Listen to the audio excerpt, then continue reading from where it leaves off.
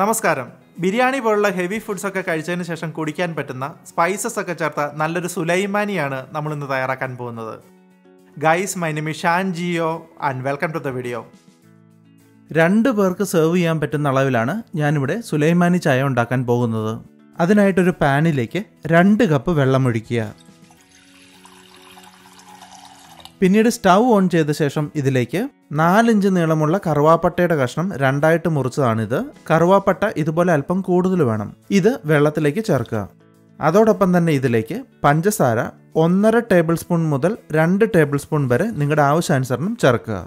പിന്നീട് പഞ്ചസാര ഒരു സ്പൂൺ കൊണ്ട് ഇളക്കി വെള്ളത്തിൽ ലയിപ്പിക്കുക. ഇനി ഇതിനെ തിളയ്ക്കാൻ അനുവദിക്കുക.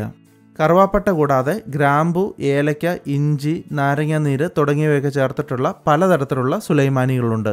എന്നാൽ നമ്മൾ ഇന്നിവിടെ വളരെ കുറച്ച് ഇൻഗ്രീഡിയൻസ് മാത്രം ഉപയോഗിച്ചിട്ടുള്ള സുലൈമാനിയാണ് ചെയ്യുന്നത്. ഇതിപ്പോൾ നന്നായിട്ട് തിളയ്ക്കാൻ തുടങ്ങിയിട്ടുണ്ട്. ഇനി ഈ കറുവാപ്പട്ടയുടെ ഫ്ലേവറൊക്കെ ഈ വെള്ളത്തിലേക്ക് നന്നായിട്ട് ഇറങ്ങുന്നതിനായിട്ട് 1-2 മിനിറ്റ് നേരം കൂടി തിളപ്പിക്കുക. അതിനുശേഷം ഇതിലേക്ക് ചായപ്പൊടി 1 ടീസ്പൂൺ ചേർക്കുക. അതോടൊപ്പം തന്നെ പുതിനയില, മിൻറ്റ് ലീവ്സ് 4-5 എണ്ണം കൂടി ചേർക്കുക. ഇനി 10-15 സെക്കൻഡ് നേരം എല്ലാം ഒന്ന് ഇളക്കി യോജിപ്പിക്കുക. ഇനി തീ ഓഫ് ചെയ്ത ശേഷം ഇത് സെർവിങ് ഗ്ലാസ്സിലേക്ക് അരിച്ചൊഴിക്കുക. നമ്മൾ ഉപയോഗിച്ച പുതിനയിലയും ഗ്ലാസ്സിലേക്ക് ചായയോടൊപ്പം പകരാവുന്നതാണ്. സുലൈമാനി ചായ ചൂടോടുകൂടി തന്നെ സെർവ് ചെയ്യുക.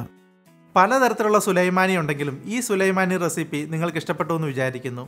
നിങ്ങളുടെ അഭിപ്രായങ്ങളും നിർദ്ദേശങ്ങളും ദയവായി താഴെ കമൻറ്റ് ചെയ്യുക. മറ്റൊരു വീഡിയോയുമായി വീണ്ടും കാണാം. Thanks for watching.